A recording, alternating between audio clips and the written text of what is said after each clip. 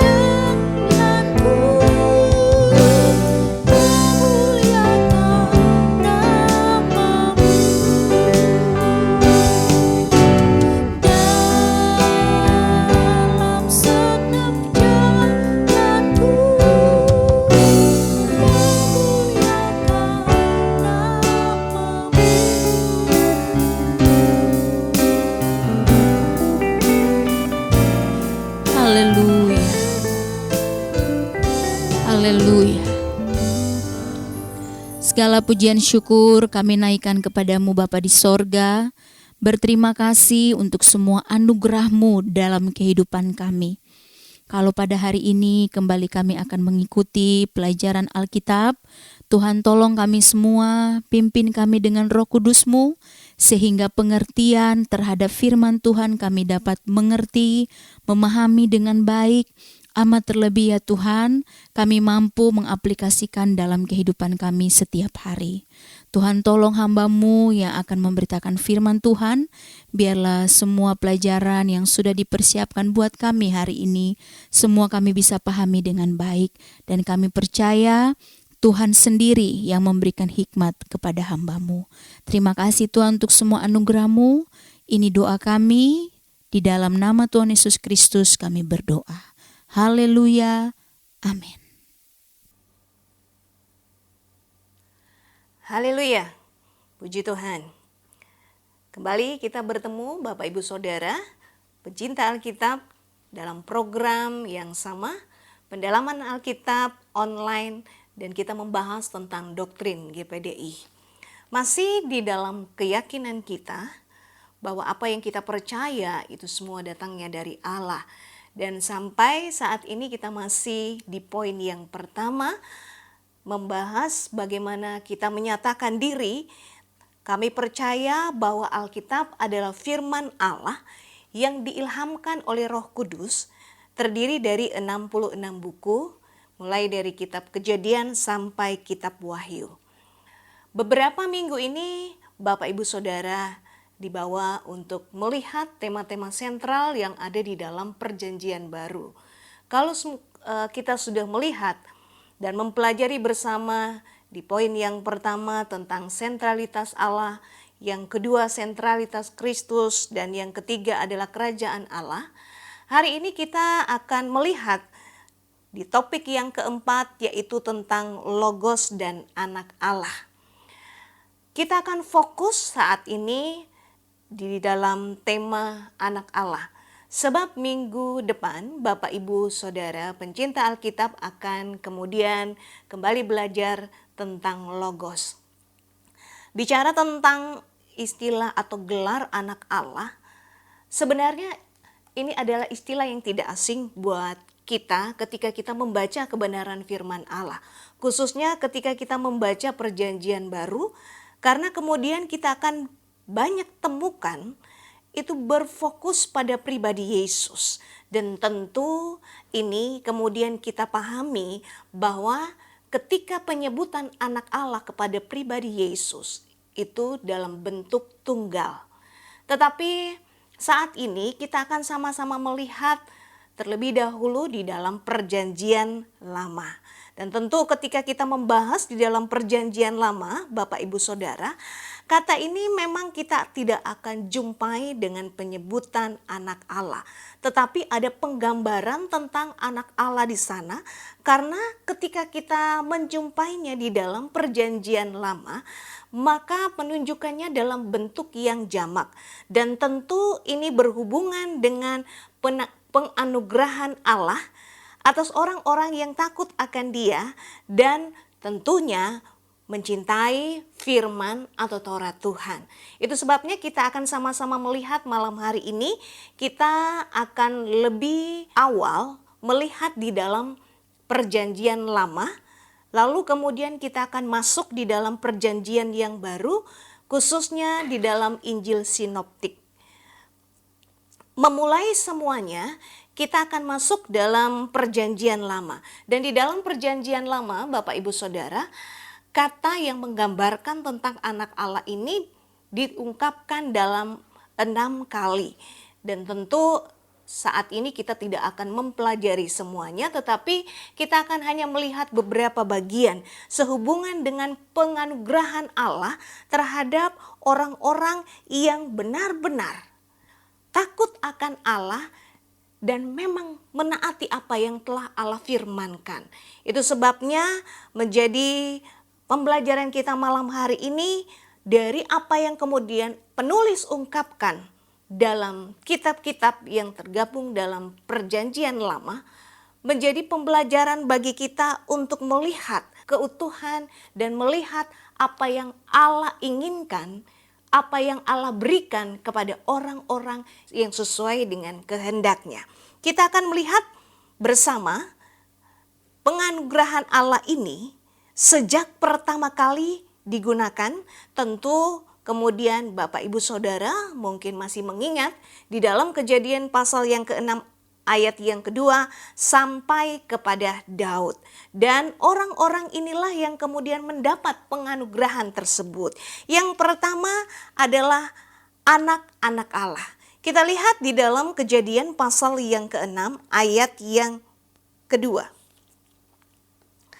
Maka anak-anak Allah melihat bahwa anak-anak perempuan manusia itu cantik-cantik, lalu mereka mengambil istri dari antara perempuan-perempuan itu, siapa saja yang disukai mereka. Kalau kemudian kita lihat, di sana ada kata anak-anak Allah. Bukan anak Allah ya Bapak Ibu Saudara, tetapi anak-anak Allah. Dan tentu ini kalau di dalam bahasa Ibrani, di sana dituliskan Bene Ha Elohim. Dan kalau kemudian kita perhatikan kata anak-anak Allah ini, bukan berarti secara harafiah bahwa Allah melahirkan mereka secara jasmani, tetapi di sini berarti bahwa mereka mempunyai hubungan yang dekat dengan Allah. Dan kalau kita memperhatikan kenapa kemudian Musa menuliskan ini, di situ kita melihat ada pemisahan antara anak-anak Allah dan anak-anak perempuan. Musa kemudian menjelaskan, karena kalau kemudian kita melihat pasal sebelumnya, pasal yang keempat dan pasal yang kelima, di sana menjelaskan tentang situasi ini. Kalau kemudian kita lihat di pasal yang keempat, dalam Kejadian 4 ayat yang ke-17 sampai 26, di sana dituliskan tentang keturunan Kain. Dan tentu kita melihat bahwa keturunan Kain ini dituliskan mereka tidak takut kepada Allah. Tetapi coba kita bandingkan dalam Kejadian pasal yang kelima. Di sana dituliskan tentang keturunan Set. Set dan keturunan-keturunannya hidup takut akan Allah. Itu sebabnya mereka disebut anak-anak Allah, sebab secara rohani mereka adalah anak Allah yang menggambarkan apa yang Allah inginkan untuk mereka lakukan, yaitu hidup takut akan Allah. Itu sebabnya penganugerahan ini diberikan bagi mereka yang dekat dengan Allah dan hidup takut akan Allah. Kalau kemudian kita memperhatikan, ini menjadi ciri yang berbeda. Sehingga pada zaman itu, Allah membawa mereka untuk hidup di dalam kekudusan dengan ketentuan mereka tetap hidup di dalam kehendak Allah. Sehingga tidak ada pencampuran. Tetapi di Kejadian pasal yang ke-6 ini kita melihat bahwa anak-anak manusia menikah dengan anak-anak Allah.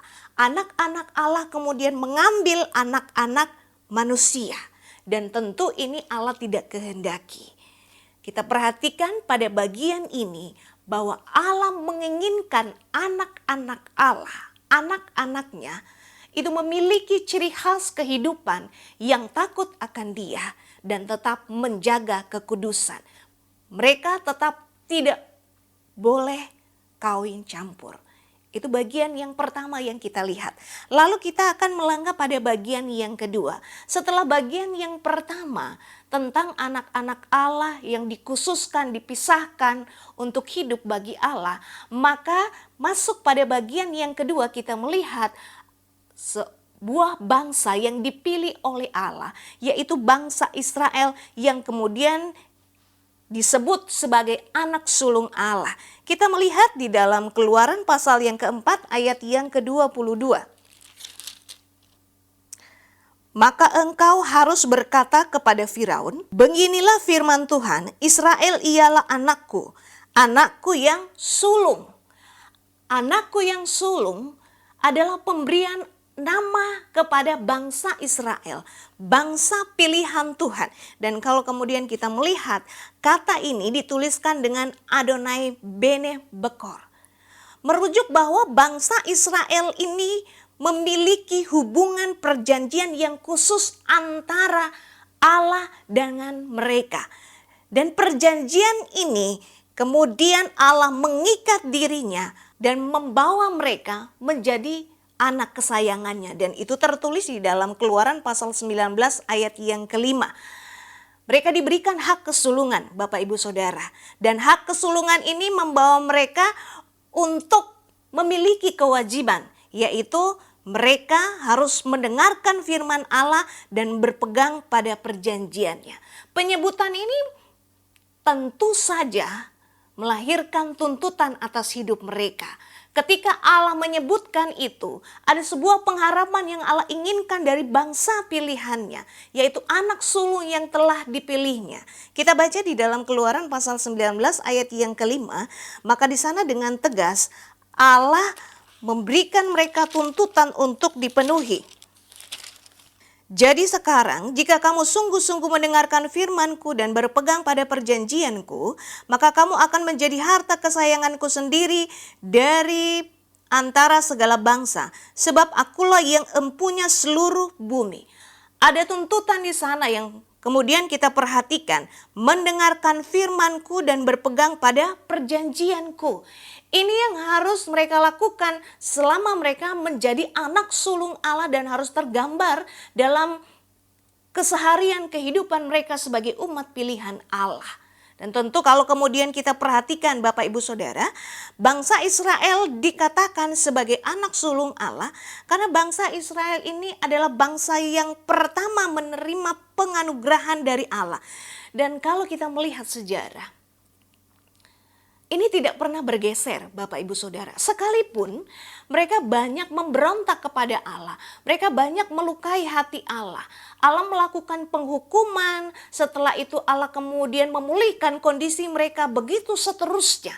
Tetapi sampai kemudian di akhir zaman, Allah tetap memberikan mereka kesempatan untuk kembali kepada Tuhan.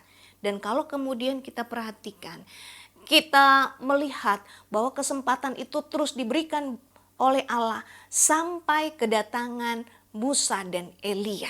Itu tidak pernah bergeser karena kemudian kalau kita kembali pada perjanjian Allah dengan Abraham, Allah selalu mengingat apa yang sudah dia ucapkan, dia ungkapkan kepada Abraham bahwa dari Abraham lah akan lahir keturunan-keturunan selanjutnya. Mereka akan bertambah banyak. Mereka akan mewarisi negeri dan itu Allah genapi. Sampai kemudian mereka mengalami kemenangan di dalam Tuhan. Kalau kita perhatikan bahwa penyebutan bagi bangsa Israel ini tentu melahirkan tuntutan mereka harus hidup berpegang pada firman dan mereka harus mendengarkan firman itu. Itu sebabnya mereka disebut sebagai anak sulung Allah. Selanjutnya kita melihat sebuah pengalaman seorang raja yang disebutkan sebagai anakku oleh Allah. Tentu pengalaman ini adalah pengalaman secara pribadi yang dinikmati dan dialami oleh Daud. Ketika Allah mengungkapkan sebuah pernyataan bahwa Daud adalah anaknya. Itu tertulis di dalam 2 Samuel pasal yang ke-7. 2 Samuel pasal yang ke-7 ayat yang ke-14 sampai ayat yang ke-15. Ayat yang ke-14 sampai ayat 15. Aku akan menjadi bapanya dan ia akan menjadi anakku. Apabila ia melakukan kesalahan, maka aku akan menghukum dia dengan rotan yang dipakai orang dan dengan pukulan yang diberikan anak-anak manusia. Tetapi kasih setiaku tidak akan hilang daripadanya, seperti yang kuhilangkan daripada Saul yang telah kujauhkan dari hadapanku. Kita melihat di sini bahwa ucapan ini sehubungan dengan perjanjian yang Allah berikan kepada Daud. Dan tentu Bapak Ibu nanti bisa melihat itu di dalam Mazmur pasal yang ke-89 ayat yang ke-4 sampai ayat yang ke-5. Janji Allah ini diberikan buat Daud dan keturunannya. Tetapi bukan hanya sampai di situ Bapak Ibu Saudara, sebab ini akan berlangsung terus-menerus di antara orang Israel ketika mereka, baik Daud dan keturunannya, terus dalam kesetiaan kepada Tuhan membawa mereka untuk tetap menaati Allah.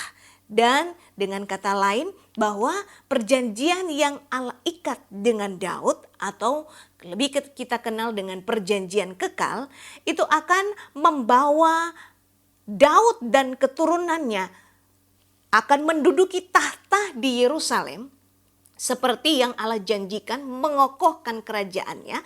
Tetapi para raja Yehuda ini harus tetap setia dan taat kepada Allah. Kalau kita melihat di dalam sejarah, maka kita kembali menyimak selama 3 abad lebih Bapak Ibu Saudara, keturunan Daud ini memang tetap menduduki tahta Yehuda. Dan tentu ini bicara di kerajaan Yehuda.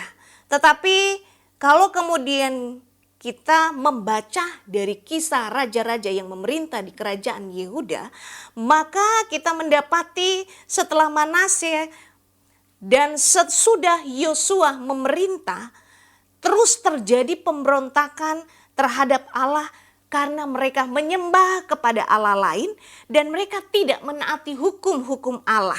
Itu sebabnya pada akhirnya yang Allah lakukan adalah menyingkirkan mereka dari tahta itu. Dan itu kemudian Allah lakukan dengan mengirimkan raja dari kerajaan kafir, yaitu Raja Nebukadnezar dari Babel. Raja ini yang menyerbu kerajaan Yehuda, sehingga mereka kemudian dikalahkan, kota Yerusalem kemudian dihancurkan, dan kita mendapati bait Allah pun ikut dihancurkan.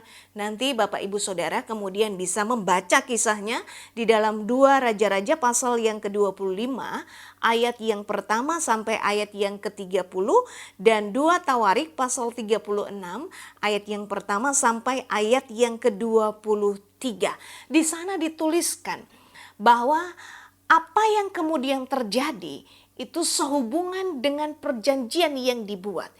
Ketika mereka tidak taat dan setia kepada Allah, maka perjanjian itu tidak berlaku dan Allah kemudian menyingkirkan mereka.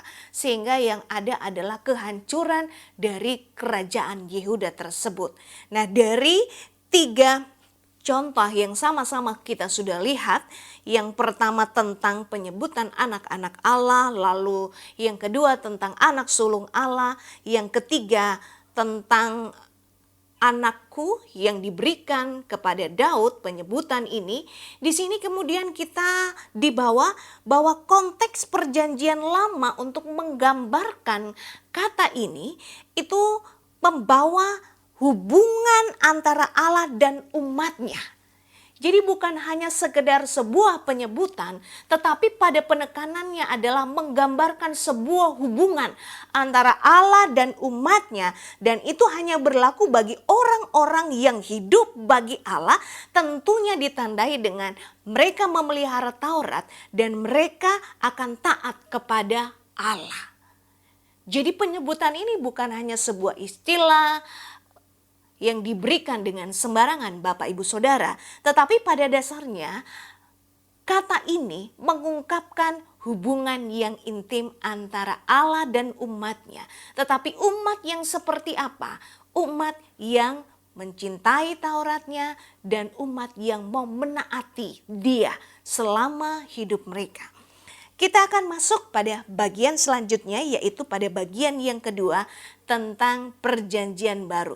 Kita akan membahasnya khusus dalam Injil sinoptik, yaitu Matius, Markus, dan Lukas. Dan saya berharap Bapak Ibu Saudara tidak melupakan apa yang sudah kita pelajari tentang Injil sinoptik ini.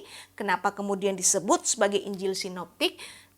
Karena ketiga kitab ini mengisahkan tentang Yesus dengan cara dan panjang meskipun berbeda, tetapi memfokuskan pada pribadi Yesus. Itu sebabnya di kitab Injil sinoptik inilah kita akan melihat fokus pribadi Yesus yang digambarkan dengan gelar yang diberikan kepadanya. Dan gelar ini menandakan kealahan Yesus. Itu sebabnya dia disebut sebagai anak Allah dan juga Logos. Fokus kita dalam Injil sinoptik hari ini yaitu Yesus disebut sebagai anak Allah. Dan gelar ini Bapak Ibu Saudara sekaligus tidak dapat dipisahkan dari kemesiasan Yesus sehubungan dengan pelaksanaan tugas yang diemban oleh Yesus untuk melakukan karya penyelamatan bagi manusia. Sebab ketika dia hadir di dalam dunia ini, dia hadir sebagai Allah tapi juga sebagai manusia. Allah yang sejati dan juga manusia yang sejati. Kita akan melihat itu di dalam beberapa bagian. Saya akan membagi dua. Yang pertama yaitu kita lihat dalam Matius dan Markus. Lalu bagian yang kedua kita lihat dalam Lukas. Tentu tidak semua bagian kita akan bahas saat ini, tetapi ada beberapa bagian yang kiranya dapat membuka wawasan kita untuk memahami pemberian gelar kepada Yesus ini sehubungan dengan apa yang dia lakukan dan apa yang dia kerjakan. Sehingga ketika penyebutan ini diberikan, maka kita akan memahami apa yang Yesus sedang kerjakan selama dia dalam pelayanannya di dunia ini. Yang pertama kita lihat dalam Matius dan kitab Markus.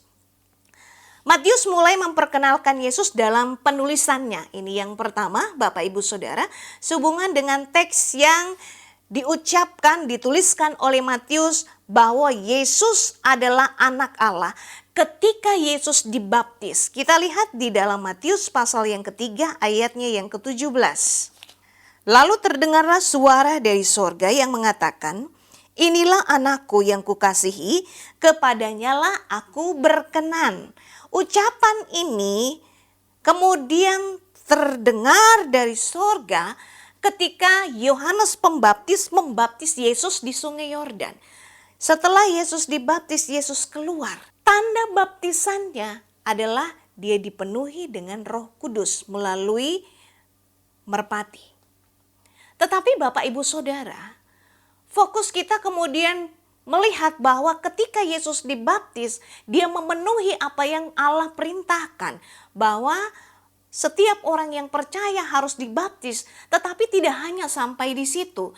Ini merupakan transfigurasi atau perubahan juga dari status Yesus. Dan disinilah permulaan tanda di mana Yesus memulai pelayanannya dan konfirmasi tentang kemesiasannya. Sekali lagi bahwa ketika Yesus sudah dibaptis, maka tugas pelayanannya dimulai. Maka waktunya sudah tiba untuk dia melakukan tugas penyelamatan, menyelamatkan manusia dari dosa dengan pelayanan-pelayanan yang dia lakukan bersama murid-muridnya yang menandakan siapa dirinya, dan itu menyiapkan dia untuk masuk di dalam tugas selanjutnya, yaitu kematiannya di atas kayu salib. Tetapi di sini kita melihat bahwa dialah yang diurapi oleh Allah untuk melakukan karya penyelamatan tersebut. Karena hanya Yesus yang memenuhi standar itu, Bapak Ibu Saudara. Sebab dia harus mati bagi manusia yang berdosa. Tentu Yesus memenuhi standar itu sebab dia manusia yang tidak berdosa dan dia mati bagi manusia yang berdosa. Sehingga manusia yang berdosa mengalami kelepasan dan pembebasan dari hukuman. Dan kalau kemudian kita perhatikan selama pelayanan Yesus di dalam dunia ini, fokus pengajarannya tentang kerajaan Allah.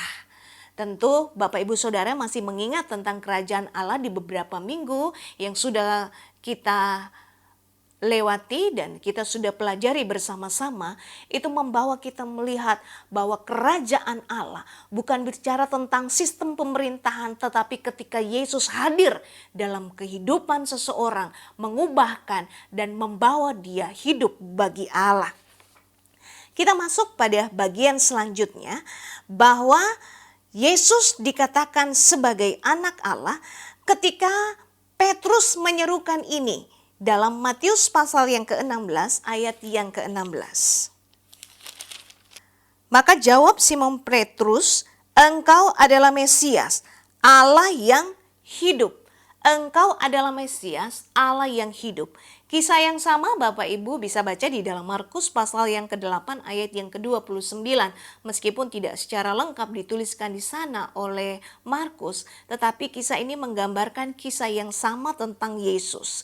Kalau kemudian kita perhatikan dari ungkapan yang diberikan oleh Petrus, maka kita tahu dari pembacaan ayat-ayat selanjutnya bahwa Petrus mengungkapkan ini itu bukan dari pengenalannya kepada Yesus karena keintimannya. Sebab di ayat selanjutnya di sana dengan tegas dikatakan berbahagialah kamu gitu ya.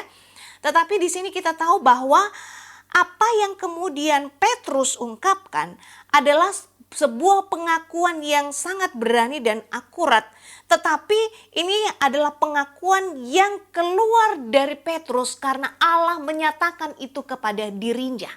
Allah memakai hidupnya, Allah memakai bibirnya untuk mengungkapkan kata itu sebagai peneguhan kepada Yesus. Sebab saat-saat itu Yesus sedang dipersiapkan untuk melakukan tugas pelayanannya, yaitu mati bagi manusia yang berdosa. Tetapi kalau kemudian kita perhatikan, Petrus boleh mengungkapkan itu adalah pernyataan Allah kepada Petrus. Dan tentu pernyataan ini membuat Petrus mengalami karya Allah di dalam hidupnya.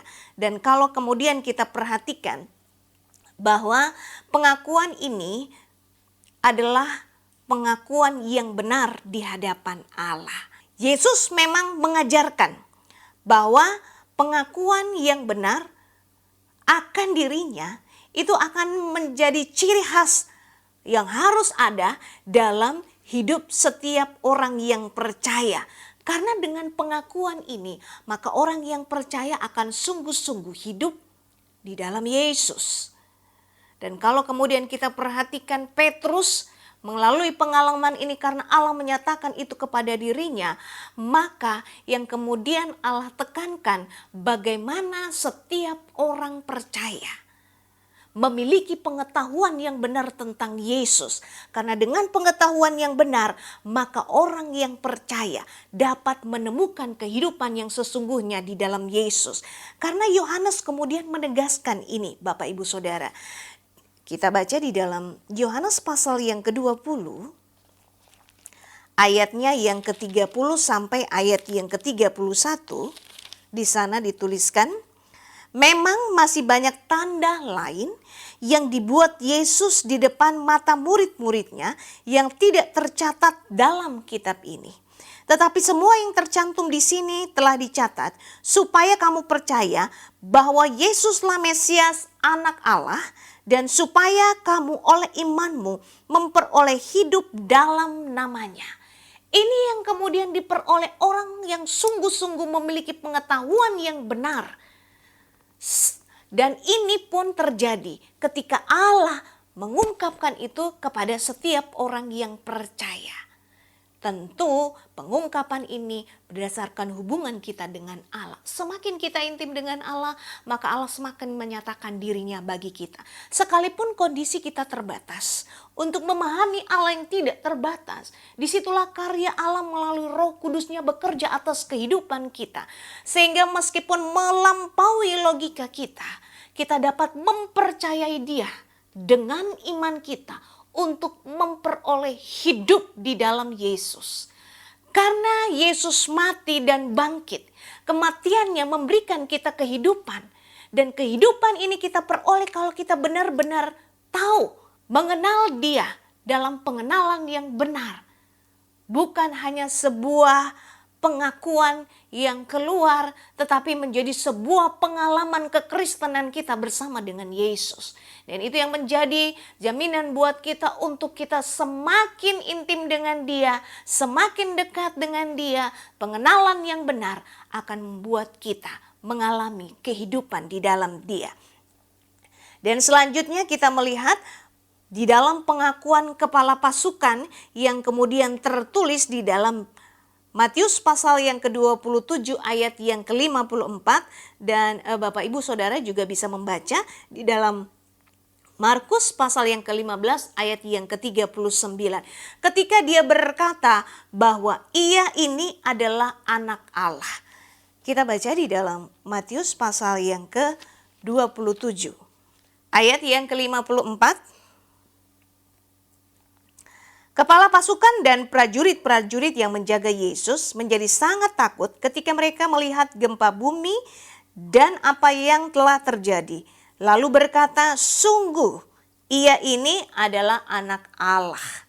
Pengalaman ini terjadi ketika Yesus sedang disalib. Yesus sedang menderita. Lalu ketika kepala pasukan ini menyaksikan kematian Yesus, dia salah satu yang kemudian melihat langsung peristiwa itu. Tetapi kemudian kita dibawa untuk melihat fenomena yang terjadi di sana.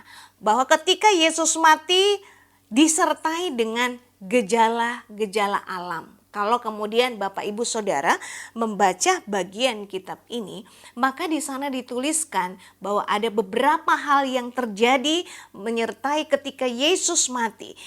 Di antaranya Bapak Ibu Saudara terjadi kegelapan dan itu beberapa jam, lalu ada gempa bumi, bukit batu terbelah dan beberapa hal lagi yang lain. Tentu ketika hal itu terjadi membuat kepala pasukan ini menjadi takut dan bertanya siapakah dia. Tetapi dari apa yang kemudian terjadi mengeluarkan sebuah pengakuan dalam hidupnya bahwa ia ini adalah anak Allah. Sebab kematiannya kematian yang sangat berbeda. Ditandai dengan gejala-gejala alam dan itu tidak pernah terjadi sebelumnya. Sehingga ketika itu terjadi keluarlah pengakuan dari kepala pasukan ini menjadi bukti bahwa sesuatu terjadi dalam hidupnya. Perubahan pola pikirnya dari sebelumnya dia ikut melukai Yesus, tetapi di sini ungkapan itu keluar, itu menandakan bahwa perubahan terjadi di dalam hidupnya yang menandakan tentang apa yang kemudian Yesus alami, yaitu kebesaran yang disandang oleh Yesus. Itu membuktikan bahwa dia bukan hanya manusia biasa. Sebab kematian manusia biasa tentu tidak seperti ini Bapak Ibu Saudara. Dan kalau kemudian kita perhatikan bahwa ketika penyaliban itu terjadi, Yesus menanggung semua yang dilaluinya. Baik ketika dia diolok, baik ketika dia disiksa, baik ketika dia disalibkan, dia melalui penderitaan itu dan tidak sedikit pun dia mengeluh kepada Allah. Tetapi kemudian kita perhatikan bahwa dia justru berdoa bagi orang-orang yang sudah menyalibkannya. Dia justru berserah kepada Tuhan, menyerahkan nyawanya kepada Bapa. Dan ini membuktikan bahwa apa yang Yesus lakukan adalah sebuah karya besar yang dia kerjakan bagi manusia. Karena kalau kemudian kita perhatikan bagi Bapak Ibu Saudara pencinta Alkitab, kemudian kita lihat di sana bahwa orang-orang ini melihat apakah memang dia adalah anak Allah. Tetapi dari peristiwa kematiannya justru membuktikan bahwa disitulah penebusan Yesus kerjakan dengan tuntas. Sebab dia tidak hanya mati tetapi bangkit Bapak Ibu Saudara, memberikan kemenangan, memberikan kelegaan dan membuktikan bahwa dia adalah Allah yang menjadi manusia. Bahkan setelah dia mati dia bisa bangkit dan memberikan kemenangan bagi orang-orang berdosa. Kalau kemudian kita perhatikan ini, maka pengenalan kepala pasukan ini dilalui dengan proses ketika dia melihat apa yang terjadi dalam peristiwa kematian Yesus. Selanjutnya kita melihat di dalam kitab Markus. Markus kemudian memulai penulisannya dengan memperkenalkan Injil sebagai pernyataan Yesus bahwa Yesus adalah Kristus yang adalah anak Allah. Kita akan lihat itu di dalam Markus pasal yang pertama ayat yang pertama. Inilah permulaan Injil tentang Kristus anak Allah.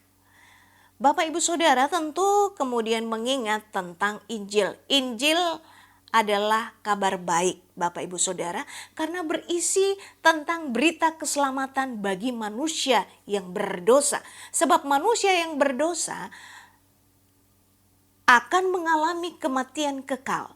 Tetapi justru ketika kondisi ini terjadi, Allah melakukan upaya penyelamatan kepada manusia dan kemudian dituliskan dan diberitakan bahwa inilah kabar keselamatan itu dan itu adalah Injil.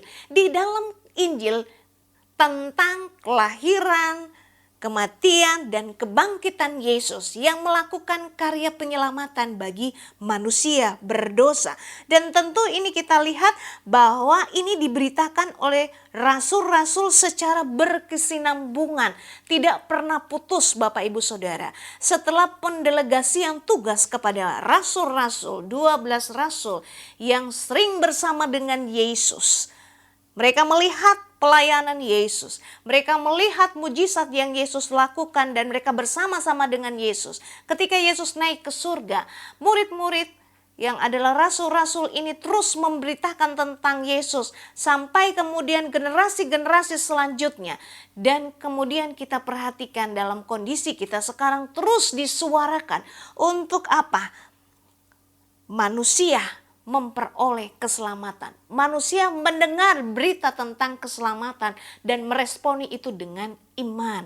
Dan tentu ini membuat kita memahami bahwa Yesus disebut anak Allah karena di dalam Dialah karya keselamatan itu dikerjakan dan dilakukan bagi orang berdosa. Kita masuk pada bagian yang kedua, yaitu di dalam Injil Lukas. Dan kalau kita memperhatikan di dalam Injil Lukas ini, Bapak Ibu Saudara, penulisan gelar tentang anak Allah kepada Yesus itu muncul sebanyak 25 kali. Dan tentu saat ini kita tidak akan melihat dengan jumlah yang tadi, tetapi kita akan melihat beberapa bagian saja. Yang pertama kemudian kita lihat ketika gelar ini diperkenalkan melalui pemberitahuan tentang kelahiran Yesus. Di dalam Lukas pasal yang pertama ayat yang ke-32. Ia akan menjadi besar dan akan disebut anak Allah yang maha tinggi. Dan Tuhan Allah akan mengaruniakan kepadanya tahta Daud, bapa leluhurnya. Kita tahu bersama bahwa kisah ini menceritakan tentang peristiwa kelahiran Yesus yang kemudian disuarakan oleh malaikat Gabriel kepada seorang perawan yang bernama Maria. Kalau kita perhatikan di ayat yang ke-35, Bapak Ibu Saudara, jawab malaikat itu kepadanya, Roh Kudus akan turun atasmu dan kuasa Allah yang maha tinggi akan menaungi engkau. Sebab itu anak yang akan kau lahirkan itu akan disebut kudus, anak Allah. Proses kelahiran Yesus dikisahkan bahwa Yesus akan dikandung oleh perawan Maria. Tentu tidak dari hubungan biologis Bapak Ibu Saudara. Di ayat yang sudah kita baca, di sana dituliskan, ditegaskan bahwa Maria mengandung dari Roh Kudus. Dan dia disebut kudus sebab dia datang dari Allah, bukan dari benih manusia. Kandungan Maria dipinjam untuk melahirkan seorang yang disebut sebagai raja yang akan menduduki tahta Daud. Dan kalau kemudian kita perhatikan Maria mengandung dari Roh Kudus, ini menegaskan bahwa Yesus lahir dari Allah dan perbuatan Allah. Peristiwa ini kemudian membawa Bapak Ibu Saudara sebagai pencinta Alkitab mengingat bahwa ini menegaskan gelar yang diberikan oleh Yesus. Karena di sini dalam bentuk tunggal Bapak Ibu, ini menunjuk pada pribadi Yesus dan ini menandakan hakikat Yesus yang sama dengan Allah. Dia datang dari Allah dan dia adalah Allah. Kisah ini memang akan lebih jelas Bapak Ibu bisa baca di dalam Yohanes pasal yang pertama ayat yang pertama sampai ayat yang ke-14. Lalu Yohanes pasal yang kelima ayat 18 sampai ayat yang ke-25. Juga Yohanes pasal yang ke-10 ayat yang ke-30 sampai 38. Kisah ini akan menegaskan tentang siapa Yesus. Yesus adalah Allah. Bapa adalah Allah. Dan gelar yang diberikan sebagai anak Allah itu menandakan gelar keilahian Yesus, bahwa dia adalah Allah. Dia tidak terpisah dengan Allah, tetapi ini menggambarkan hubungannya dengan Allah, bahwa dia sama dengan Allah. Minggu depan Bapak Ibu Saudara akan mendapat penjelasan yang lebih detail tentang kealahan Yesus, khusus bicara dari Injil Yohanes, sehingga Bapak Ibu Saudara akan mendapati pengetahuan bahwa Yesus adalah Allah. Meskipun dia lahir sebagai manusia, dia adalah Allah yang jadi manusia. Yesus menjadi manusia untuk melakukan karya penyelamatan, sebab dia tidak bisa mati bagi manusia berdosa kalau dia tidak menjadi manusia. Tetapi di sini Yesus menjadi manusia tidak berdosa, sementara kita adalah orang berdosa. Yesus yang tidak berdosa menjadi manusia yang tidak berdosa untuk menebus manusia yang berdosa. Tetapi di dalam mengerjakan karya itu, dia tidak hanya sebagai manusia, tetap manusia seutuhnya, tetapi juga menjadi Allah seutuhnya. Itu yang membuat kita memahami bahwa Yesus memang ketika menjadi manusia membatasi dirinya di dalam beberapa hal untuk melakukan karya penyelamatan itu bagi Bapak Ibu, sehingga orang yang berdosa dapat memperoleh kebebasan, dapat memperoleh kelepasan dari penghukuman.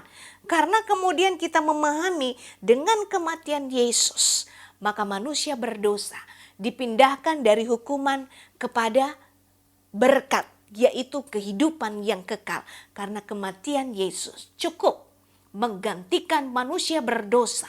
Darahnya cukup memenuhi standar Allah, melakukan pendamaian bagi manusia, sehingga manusia yang berdosa dapat didamaikan dengan Allah, dan Allah tidak lagi mengalami murka kepada manusia. Lalu selanjutnya di dalam Lukas ini kita melihat Yesus disebut sebagai anak Allah sehubungan dengan pelayanan yang Yesus lakukan. Lukas pasal yang keempat ayat yang ke-41. Dari banyak orang keluar juga setan-setan sambil berteriak, "Engkau adalah anak Allah." Lalu ia dengan keras melarang mereka dan tidak memperbolehkan mereka berbicara, karena mereka tahu bahwa ia adalah Mesias. Roh-roh jahat di kisah ini kita tahu juga mengaku Yesus sebagai anak Allah. Dan pengakuan ini, Bapak Ibu Saudara, ini menunjuk bahwa kekuasaan yang ada pada Yesus itu juga adalah kekuasaan Allah. Artinya Allah, Bapa, Yesus itu sama. Mereka adalah satu, yaitu Allah. Bagian ini akan lebih detail kita akan bahas pada pokok pengakuan iman yang kedua tentang Trinitas Allah. Di bagian ini kita melihat bahwa ini merupakan afirmasi dari kekuasaan Yesus sama dengan kekuasaan Bapanya. Dan penekanan yang kemudian kita lihat bahwa Yesus mempunyai kekuasaan karena dia Allah. Kealahannya membuat dia mampu menguasai segala sesuatu, termasuk roh-roh jahat. Sehingga ketika roh jahat ini diusir, dia bisa keluar. Keyakinan ini harus ada pada kita, dan Yesus buktikan itu di dalam pelayanannya. Dan kalau kemudian kita perhatikan di dalam gelar-gelar yang Yesus sandang sebagai anak Allah dalam Injil sinoptik ini, maka ini akan mengungkapkan bagi kita tentang kealahan Yesus dan yang dinyatakan di dalam pengajaran dan juga pelayanannya. Tentu kemudian kita lihat bagaimana ketika Yesus bertanya jawab dengan ahli-ahli Taurat ketika dia berumur 12 tahun. Dia menguasai dan dia dapat bertanya jawab, itu membuktikan dialah firman yang dia suarakan dan dia mengetahui segala sesuatu.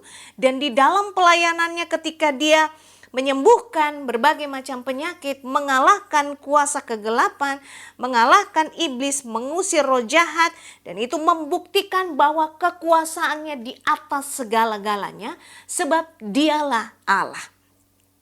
Bapak Ibu Saudara, maka kita melihat bahwa pemberian gelar anak Allah yang digambarkan di dalam perjanjian lama itu diberikan sebagai penganugerahan Allah atas orang-orang yang hidupnya takut akan Allah dan juga mencintai firman Allah. Kecintaan kepada firman Allah atau Tauratnya dibuktikan dengan mereka hidup menaati apa yang Allah firmankan, dan itu menggambarkan bahwa mereka hidup bagi Allah. Dan dibuktikan bahwa mereka melakukan itu di dalam kehidupan mereka mengiring kepada Dia. Dan kalau kemudian kita perhatikan gelar anak Allah dalam perjanjian baru, di sini menekankan tentang hubungan Yesus dengan Bapanya. Dalam kealahannya antara Bapa dengan Dia adalah satu. Bapa adalah Allah, Yesus adalah Allah.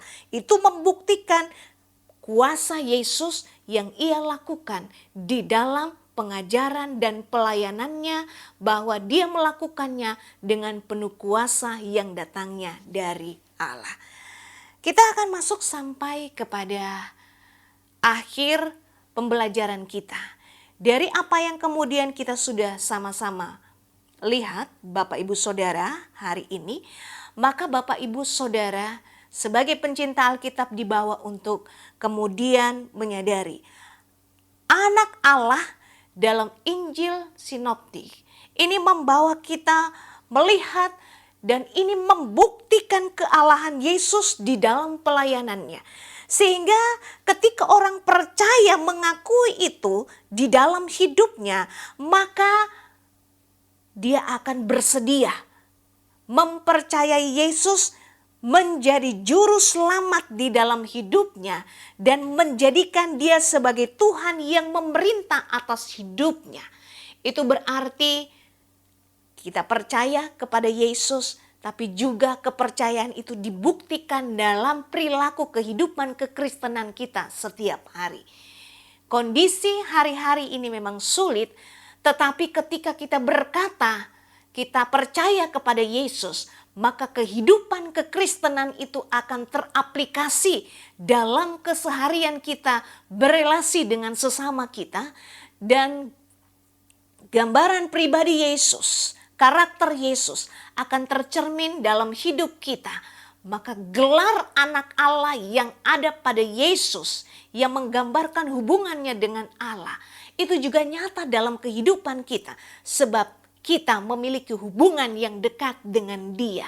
Pribadinya hidup di dalam kita. Dan ketika pribadi itu hidup, maka kehidupan di dalam Yesus kita miliki, yaitu kehidupan yang kekal. Tuhan Yesus memberkati. Mari kita berdoa.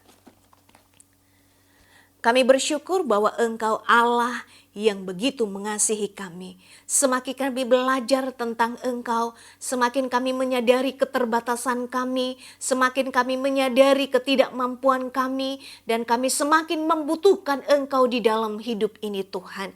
Kami tahu kami terbatas, kami tidak dapat mengerti dan mengetahui hal-hal yang terjadi di depan kami. Tetapi yang satu hal yang kami yakini, ketika kami meyakini Engkau di dalam hidup kami percaya kepadamu, maka Engkau akan bekerja di dalam kehidupan kami untuk kami hidup bagi Engkau dan mengalami kehidupan-Mu Tuhan. Engkau tolong kami sehingga keyakinan kami semakin bertambah setiap hari, kami semakin setia, kami semakin taat kepada Tuhan, dan kami tetap hidup bagi Tuhan meskipun kondisi semakin sulit.